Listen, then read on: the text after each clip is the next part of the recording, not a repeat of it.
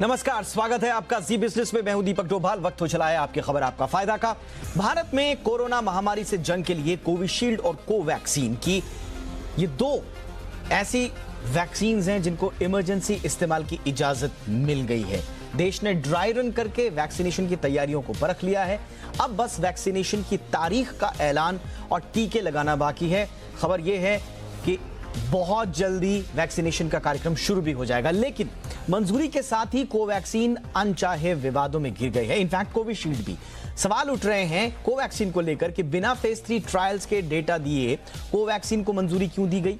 Corona पर Covaxin कितनी कारगर होगी? कोवैक्सीन को मंजूरी के पीछे सरकार की रणनीति क्या है? इसके अलावा कोविशील्ड को लेकर भी बहुत सारे सवाल उठाए जा रहे हैं। तमाम सवाल जो हैं कोवैक्सीन कोविशील्ड वैक्सीनेशन को लेकर लोगों के जहन में है। सरकार से विपक्ष भी सवाल पूछ रहे हैं, कई एक्सपर्ट्स ने भी ये सवाल पूछे हैं। आज हम उन्हीं सवालों का जवाब ढूंढने की कोशिश करेंगे। वैक्सीन की पाठशाला एक तरह से आज हम लगाएंगे, सारे सवालों के जवाब आपको देंगे, कंफ्यूजन दूर करने की कोशिश करेंगे। रिपोर्ट देख लीजिए, लौटते हैं खास मेहमानों के साथ।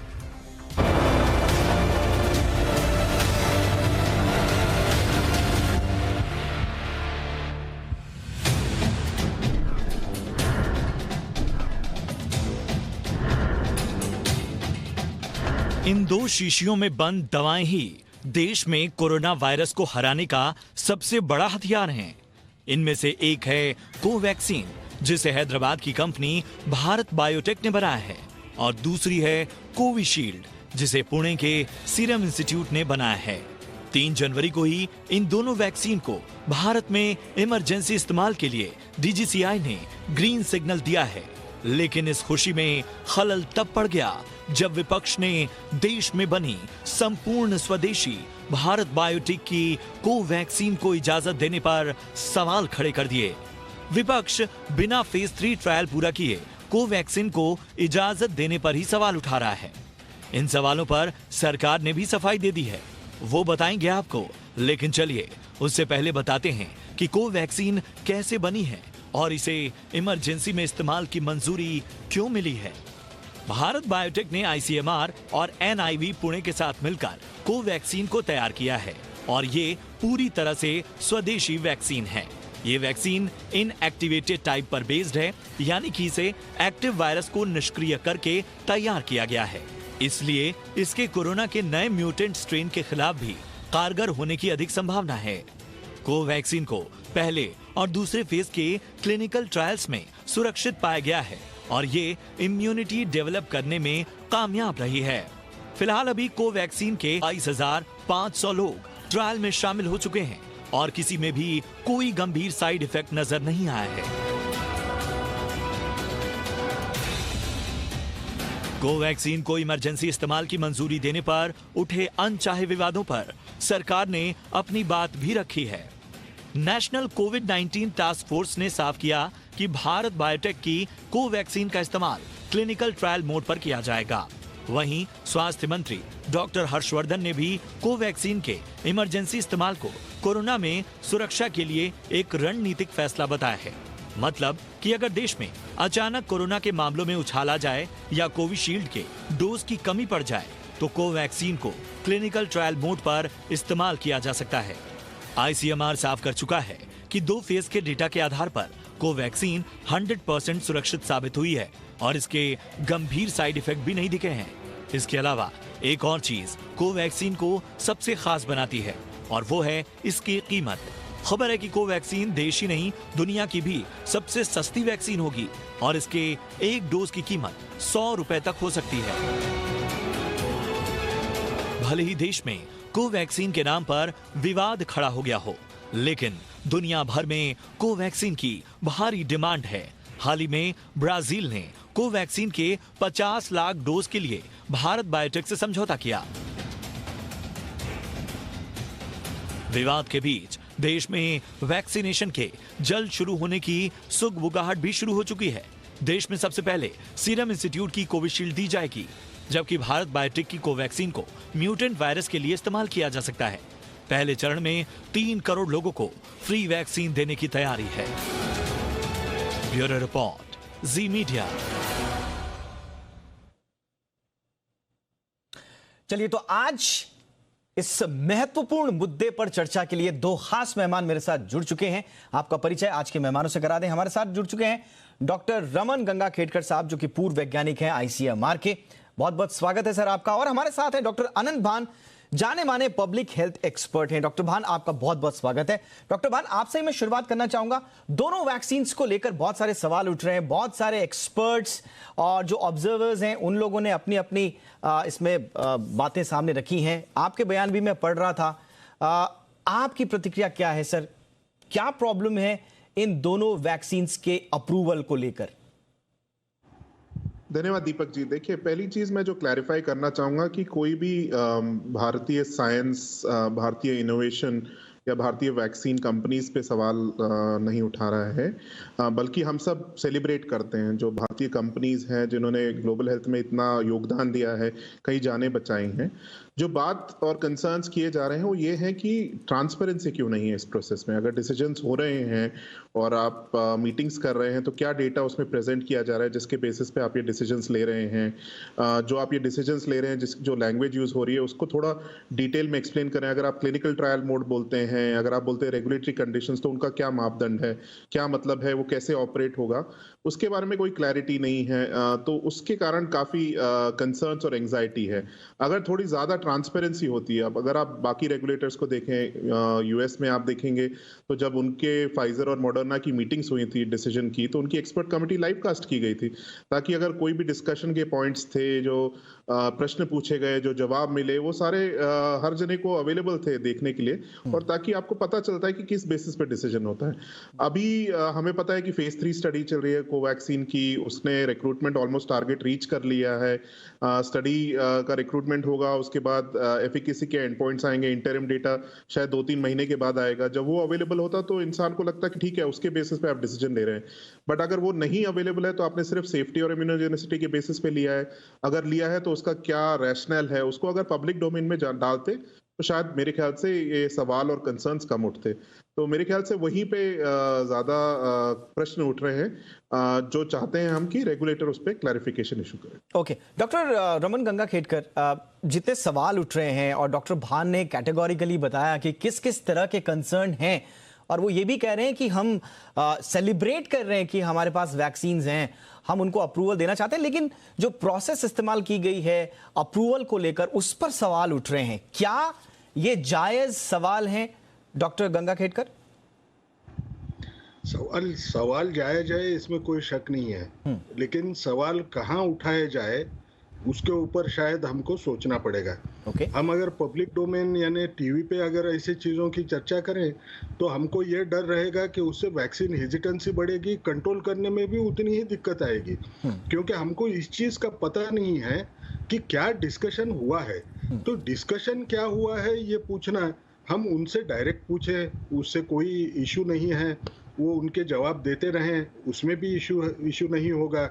हमको किसी को गैर जिम्मेदाराना बोलने के पहले कोई हमारे पास एविडेंस तैयार होना चाहिए कि हम दूसरे को ये बोल सके। नहीं तो आम तौर पे जैसे हम लोगों को बोलते हैं उस ढंग से एलिगेशंस होंगे, वो शायद उतना बराबर नहीं रहेगा। मैं ये नहीं कह रहा हूँ कि जो हो रहा है वो एकदम साइंटिफिक ढंग से हुआ है, ये मुझे भी मालूम नहीं है। और जैसे अनंत भान साहब ने बताया कि यूएस में जो हुआ या यूके में जो हुआ, मैं एक चीज आपको बोलता हूं, क्योंकि ये मेरा पेशा था HIV का जी। मुझे ये मालूम है कि फास्ट ट्रैक अप्रूवल सबसे पहले HIV में आए।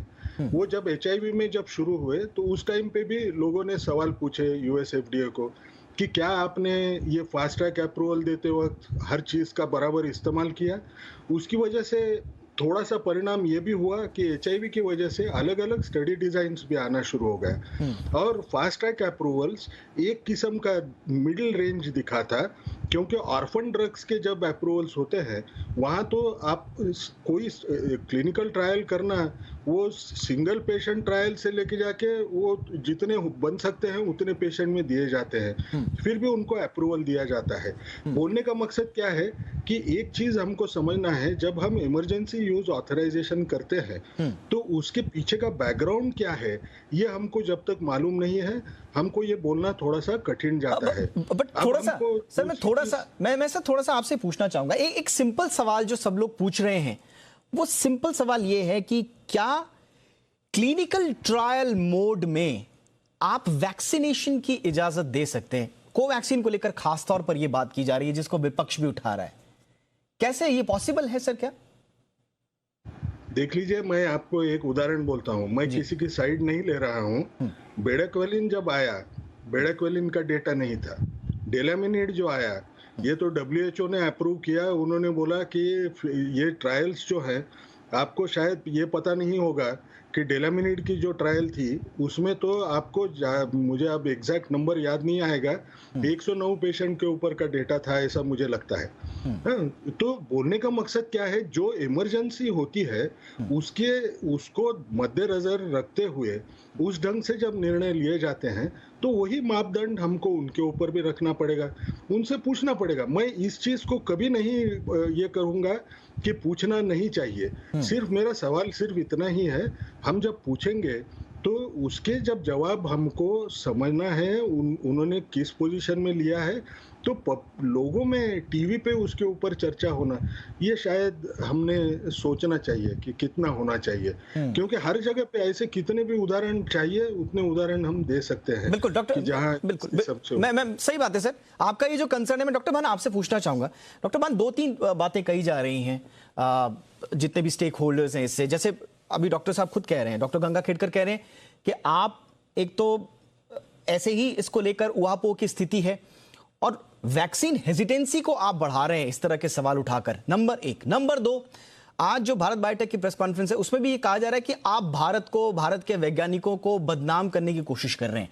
हम आगे बढ़े हैं, तो जैसा आप कह रहे हैं कि हमें सेलिब्रेट करना चाहिए, लेकिन इस सेलिब्रेशन के बीच में अगर आप सवाल उठाते हैं तो फिर अपने सेलिब्रेशन की बात को कॉन्ट्रडिक्टरी स्थिति में रखते हैं sir.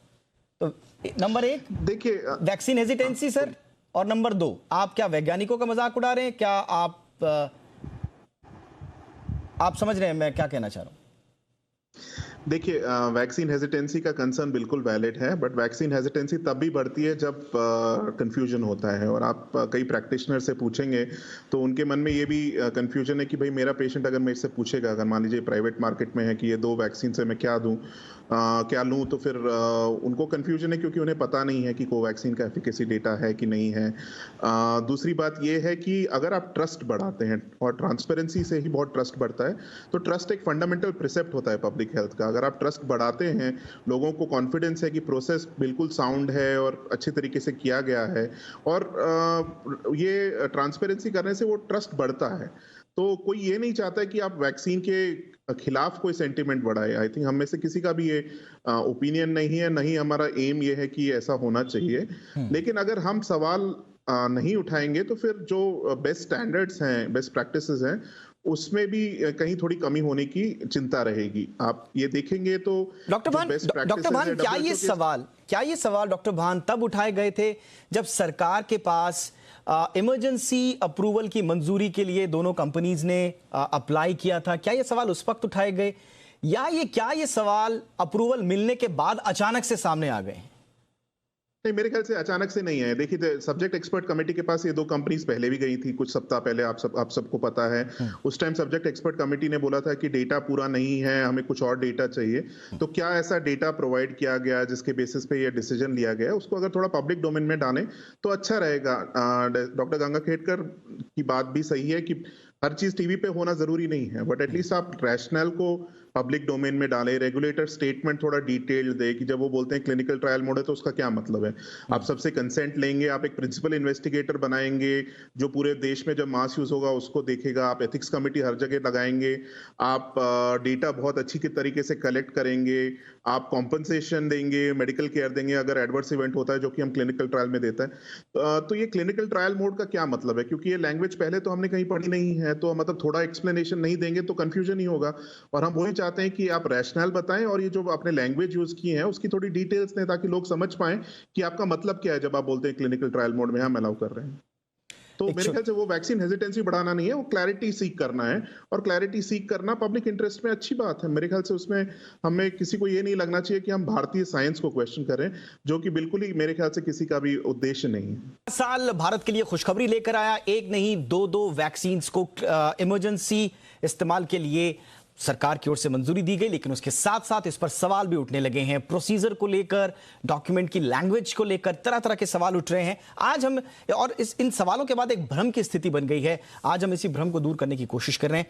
Doctor Ganga Khedkar, doctor भान का और बाकी जितने लोग इस पर सवाल उठा रहे हैं, प्रक्रियात्मक सवाल उठा रहे हैं, उनका साफ तौर पर यह कहना है कि अगर हम सवाल सीधे तो सरकार से पूछने के लिमिटेशंस हैं बहुत सारे, तो अगर वो पब्लिक डोमेन में अपने बयानों को देकर, अपने सवालों को उठाकर अगर सरकार को एक तरह से जिम्मेदार बनाने की कोशिश नहीं करेंगे, तो ये सवाल आखिर पूछे तो पूछे कहां जाए। आप कह रहे हैं कि टीवी पर और इस तरह के डिबेट्स पर इन सवालों के जवाब ढूंढना अनुचित है, तो फिर सवाल कहां उठाए जाएं सर?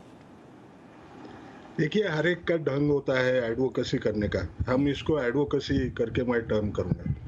आप अगर अब मेरा खुद का जो ढंग है वो मैं शायद ऐसे सोचता हूँ, हम पॉजिटिव सजेशंस देके उनसे अगर सवाल पूछे तो कोई डिफेंसिव नहीं बनता, ट्रांसपेरेंसी बढ़ने का चांस ज़्यादा होता है।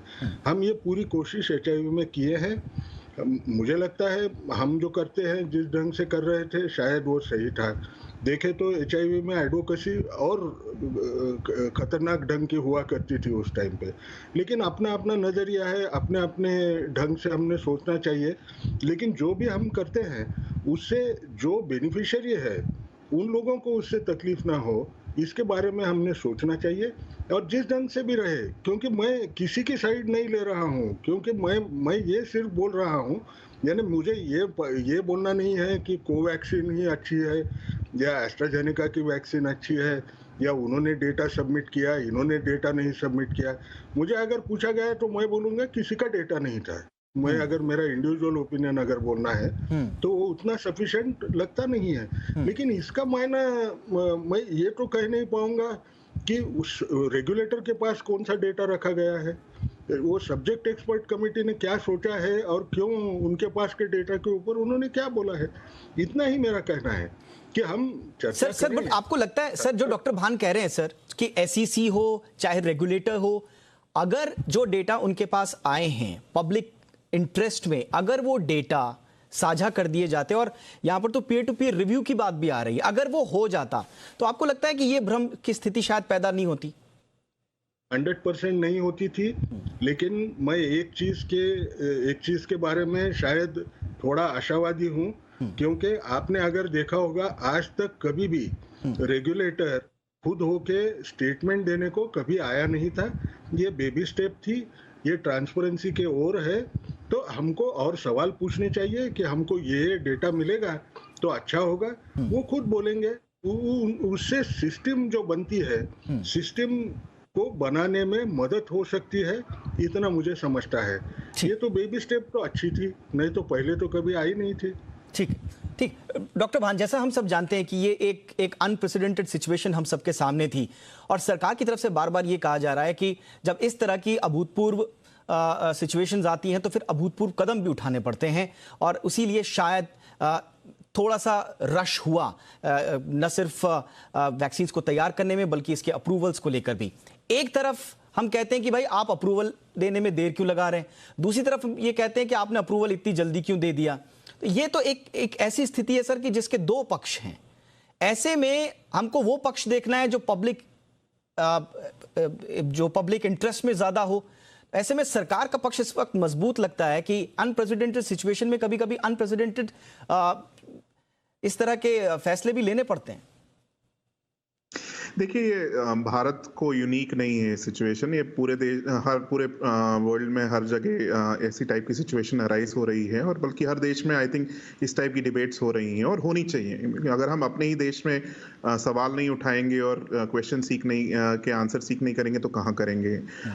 हमारा हक है कि हम पूछें सवाल, और जैसे डॉक्टर गंगा खेड़कर ने कहा कि अच्छी बात रहेगी, क्योंकि देखिए क्या है इस सिचुएशन में, आईसीएमआर को स्पॉन्सर है स्टडी का, सीरम के साथ भी वो को स्पॉन्सर लिस्टेड है और भारत बायोटेक के साथ भी है, तो एक तरीके से उनका कॉन्फ्लिक्ट ऑफ इंटरेस्ट है। सिर्फ रेगुलेटर है जो इंडिपेंडेंट बॉडी समझी जाएगी इसमें, जिसको फाइनल डिसीजन लेना है।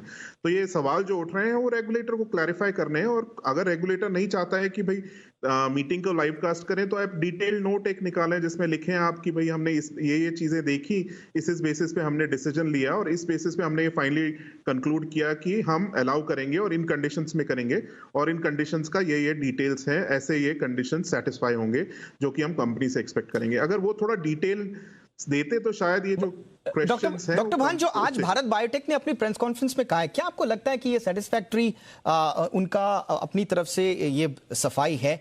आप लोगों ने पीयर टू पीयर रिव्यू का आपने सवाल उठाया था, बहुत सारे एक्सपर्ट ने उठाया था, वो कह रहे हैं कि भारत बायोटेक ने कुल 5 पीयर रिव्यू पब्लिश किए हैं। इसके अलावा वो कह रहे हैं कि सीरम, पनाशिया, जाइडस कैडिला के पास तो कोई पब्लिकेशन ही नहीं है। वो ये भी बता रहे हैं कि फर्स्ट फेज में 90% इम्यूनोजेनेसिटी डेटा है, दूसरे में 98% है, और भारत बायोटेक की वैक्सीन के सिर्फ 15% ही साइड इफेक्ट हैं, जबकि ऑक्सफोर्ड के आंकड़ों में 70% तक साइड इफेक्ट हैं, फाइजर में 65% तक हैं। तो इस तरह की उन्होंने सफाई देने की कोशिश की है। क्या ये सफाई जायज है, काफी नहीं है? देखिए, उन्होंने जो बात की वो अच्छी बात है कि डेटा उन्होंने पब्लिश किया है। मेरे ख्याल से जो उन्होंने डेटा डाला है पब्लिक डोमेन में अभी तक वो सेफ्टी और इम्यूनोजेनिसिटी पे है।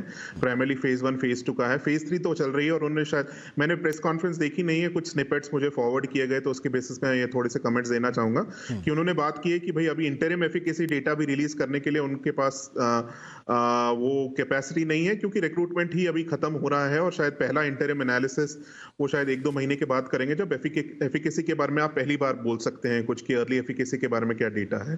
तो मेरे ख्याल से फिर सवाल कंपनी को लेकर नहीं किया जा रहा है, क्योंकि आई थिंक ये इंप्रेशन कई बार क्रिएट हो जाता है कि भाई लोग कंपनी को क्वेश्चन कर रहे हैं या कंपनी को गलत बोल रहे हैं या साइंस को गलत बोल रहे हैं। नहीं, प्रोसेस की बात की जा रही है कि जो प्रोसेस है उसको ट्रांसपेरेंटली आप करें और डेटा को पब्लिक डोमेन में डालें, ताकि लोग देख सकें। और अगर आप पूरा डेटा नहीं डाल सकते तो एटलीस्ट उसका एक जस्टिफिकेशन डालें, उसका कुछ रैशनल डालें, सब्जेक्ट एक्सपर्ट कमेटी के क्या डेलिब्रेशंस थे उसका कुछ ब्रीफ तो दें, ताकि लोगों को पता चले कि आपने ये डिसीजन कैसे लिया है। ओके, क्विकली डॉक्टर भान, क्विकली अगर मैं आपसे पूछूं सर, ऐसी कौन सी 3-4 बातें हैं जो गवर्नमेंट को, रेगुलेटर को लोगों के सामने रखना चाहिए इन दोनों वैक्सीन्स को लेकर? देखिए, मेरे हिसाब से सब ट्रांसपेरेंसी पे बेस करता है कि जब भी आप ऐसे डिसीजंस लेते हैं तो उसको ट्रांसपेरेंटली आप एक्सप्लेन करें किस बेसिस पे लिए हैं, कैसे डिसीजन अराइव हुआ, क्या डेटा आपने देखा।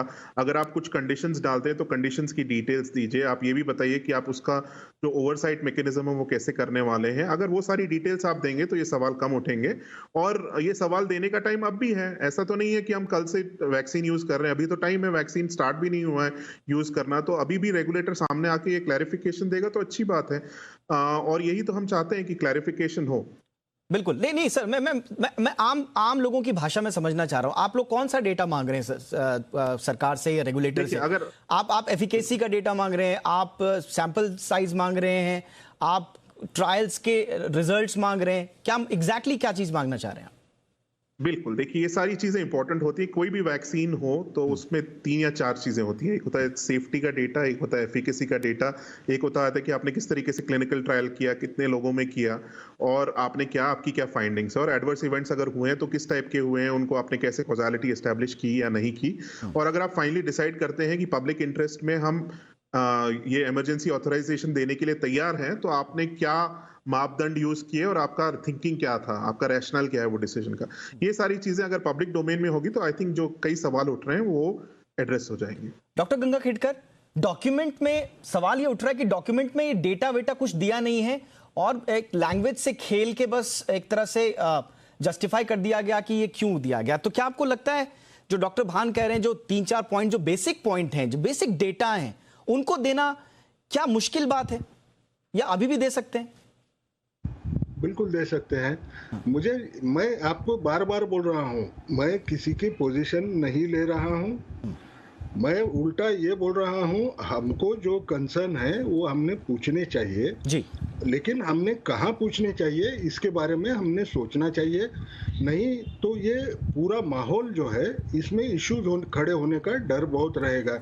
हमको ये मालूम नहीं है कि वैक्सीन X अच्छी है या वैक्सीन Y अच्छी है, ये कंपैरिजन करने के अभी तक उतनी पोजीशन में हम पहुंच नहीं पाए हैं। बिल्कुल। इसलिए सवाल उठाना ठीक है, लेकिन सवाल उठाते वक्त कहाँ उठाना है, वो पब्लिक में कंफ्यूजन ना हो, इसके बारे में हमने सोचना शायद अच्छा रहेगा, ऐसा मुझे लगता है। मैं बिल्कुल सर, यही बिल्कुल आप यानी कि आप कह रहे हैं कि सवाल उठाना बिल्कुल भी गलत नहीं है, आप कह रहे हैं कि सवाल उठने चाहिए, प्रश्न पूछे जाने चाहिए, प्रक्रियात्मक हो या फिर साइंटिफिक नजरिए से देखा जाए, हर तरीके से सवाल उठने लाजमी है। लेकिन आप कह रहे हैं कि इससे कहीं वैक्सीन हेजिटेंसी पैदा ना हो जाए, लोगों में कंफ्यूजन की स्थिति पैदा ना हो जाए, या कहीं ये ना लगे कि हम साइंस को, वैज्ञानिकों को नीचा दिखाने की कोशिश कर रहे हैं, ये स्थिति ना बने, ये आप कह रहे हैं। इसी नोट पर, और डॉक्टर भान तो कह ही रहे हैं कि सरकार के पास, रेगुलेटर के पास अभी भी वक्त है, अगर अभी भी वो डेटा सामने रखते हैं तो उन्हें खुशी होगी।